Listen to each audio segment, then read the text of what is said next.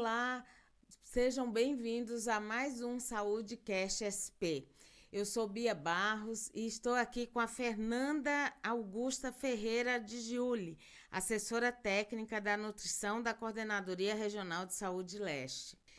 Fernanda, bom dia. Para começar, eu gostaria de saber como você define a insegurança alimentar e que métodos vocês utilizam para medir a insegurança alimentar? Olá, tudo bem?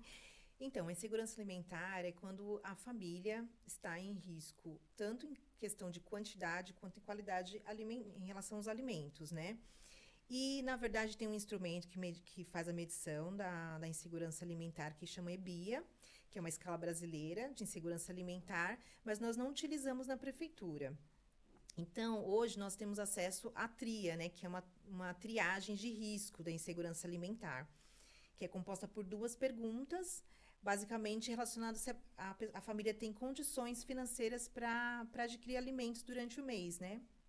Você pode explicar por que é tão importante incentivar o uso da tria pelos profissionais de saúde e dos marcadores de consumo alimentar na rotina da população? Bom, a tria, ela tem a importância, né, para a gente poder mapear o território, para verificar se há muitas famílias em risco, né, de insegurança alimentar. E os marcadores, a gente também consegue avaliar o tipo de consumo alimentar dessas famílias, né? Então, com essas ações, né, com essas respostas, digamos assim, a gente consegue mapear para poder trabalhar com ações mais direcionadas para o perfil do território. Uhum. E essa é a pergunta que eu queria fazer.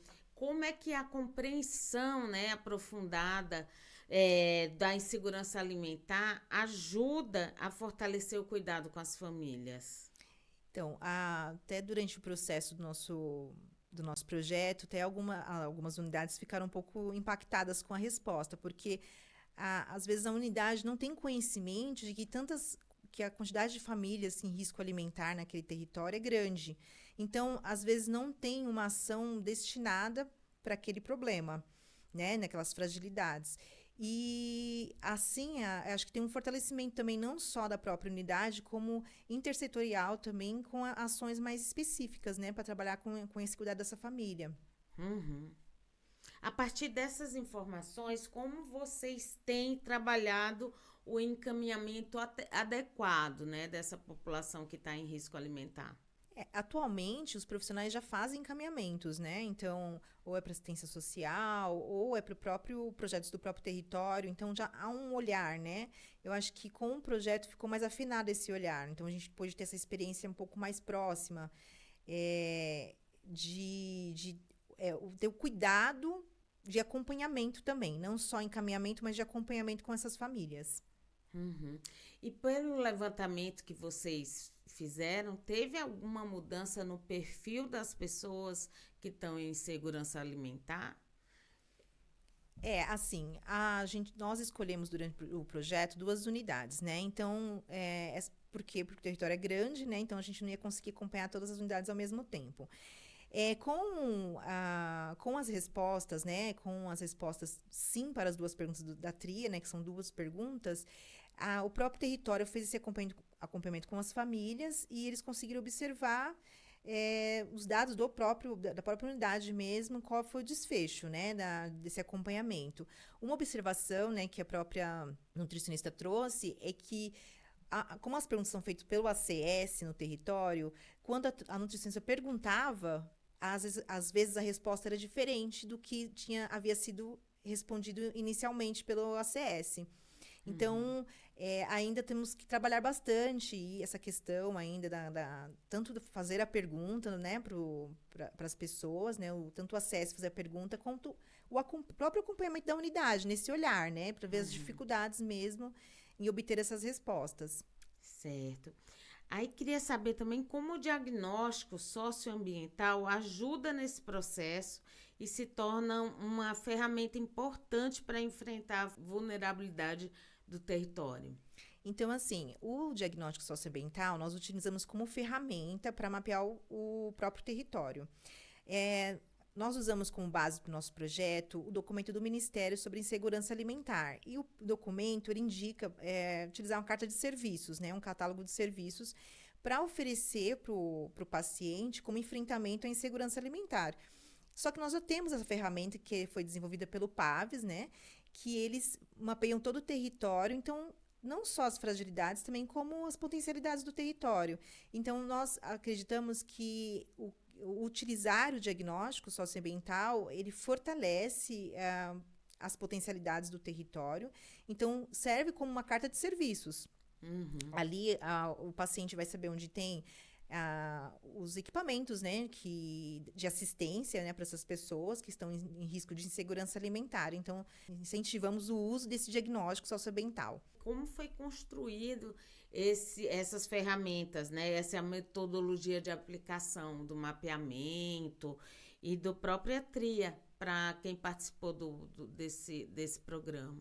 Bom, nós somos na Coordenadoria Leste. Na verdade, aplicamos em 114 unidades básicas de saúde. Nós pedimos que as nutricionistas aplicassem essas duas ferramentas, né? Tanto a TRIA quanto os marcadores de consumo alimentar. Nós escolhemos 10 crianças, deveria ser aplicado em 10 crianças de cada unidade de saúde, sendo que 5 era de 0 a 5 meses e 29 dias, e 5, 6 meses e 11 meses e 29 dias.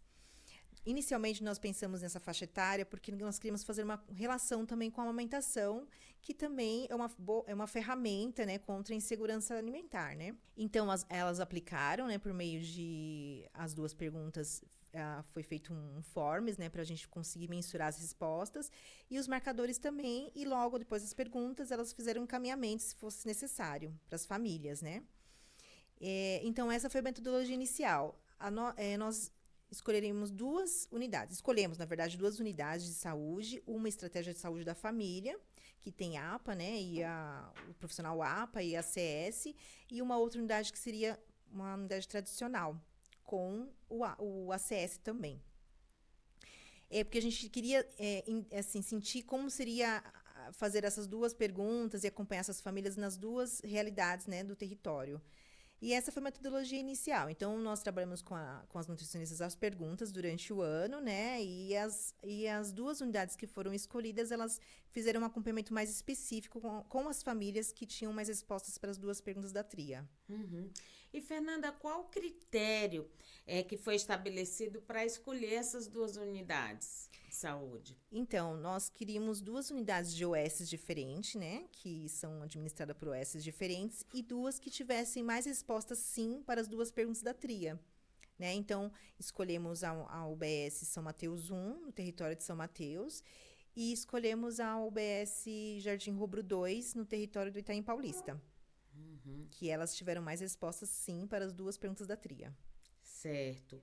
Fernanda, eu queria que você explicasse qual o momento que você define que a família está em risco de insegurança alimentar. Então, de acordo com o documento que nós seguimos, né, do Ministério, que fala das 2 perguntas. As perguntas, basicamente, elas estão relacionadas com a questão de se a família tem dinheiro, né, para comprar o alimento até o final do mês. Então, se, por exemplo, ela está no meio do mês, se ela tem condições, se ela teve alguma questão financeira que impediu dela comprar alimento até o final do mês.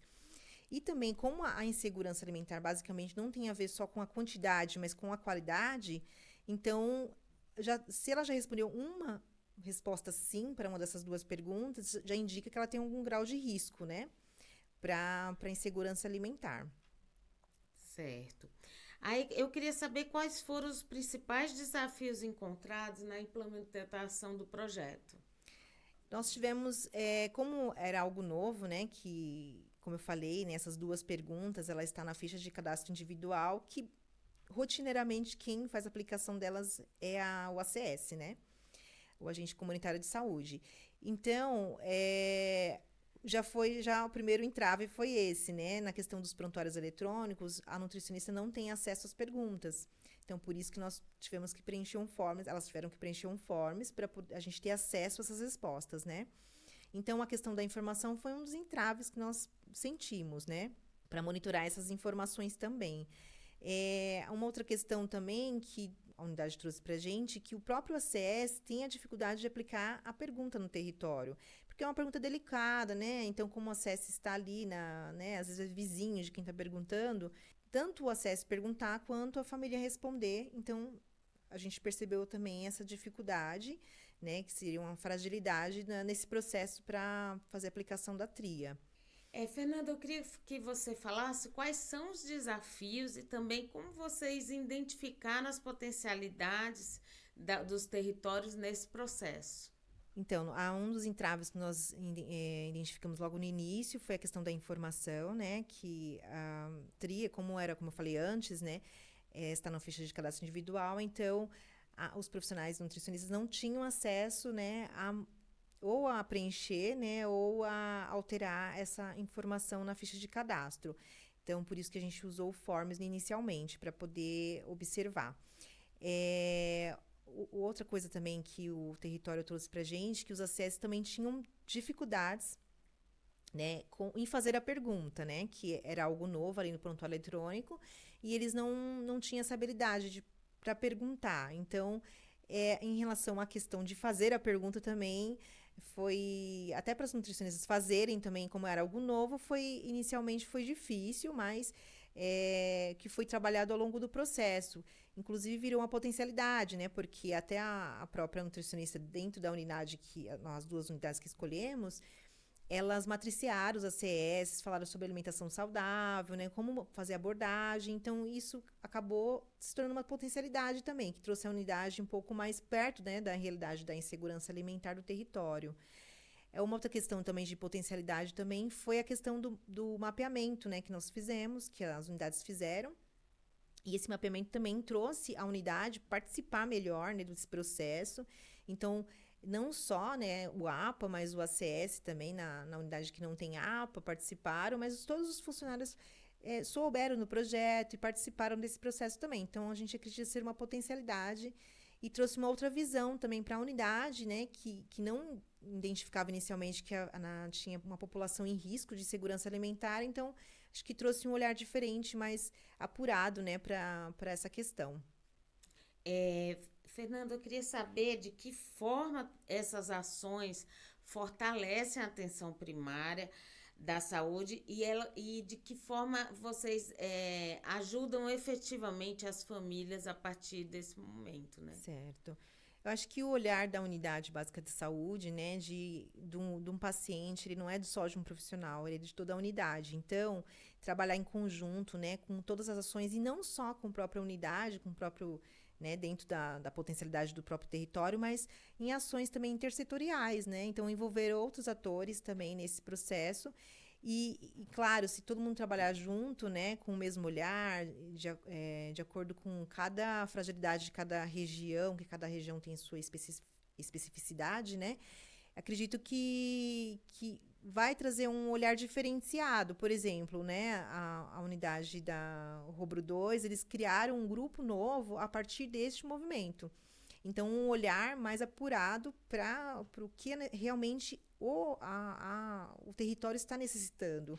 Então, acho que é isso que ajuda também a ter esse olhar mais afinado para os problemas do próprio território. E quais são os próximos passos? Agora, com o fim desse projeto, o que é que vocês pretendem fazer, né?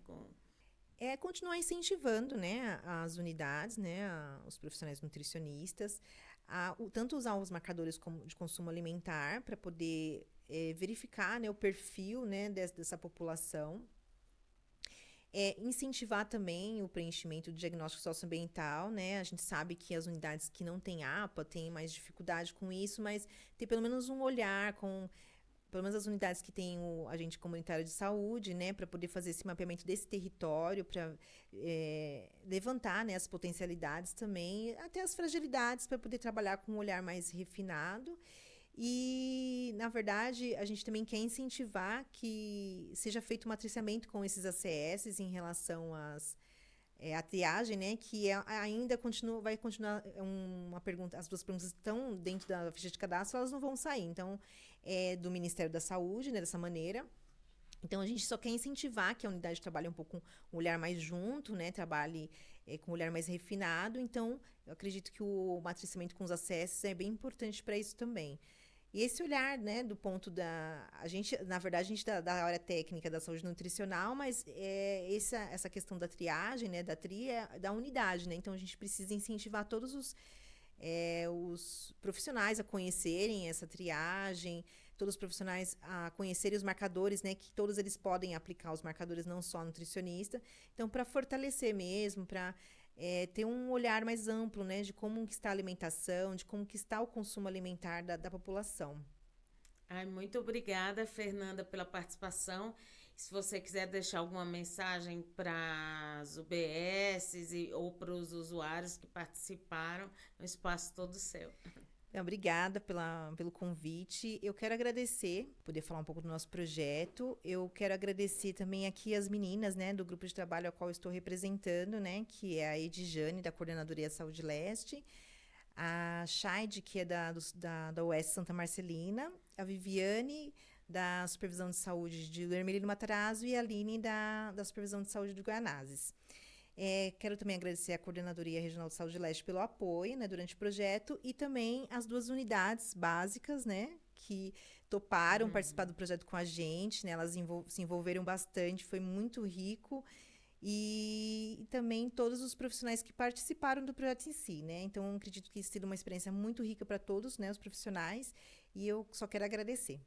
Muito obrigada. Aguardem que nos próximos episódios nós vamos trazer as nutricionistas que participaram do projeto para mais um bate-papo. E não esqueça, curta, comente, compartilhe e siga nos nossos canais. Tchau!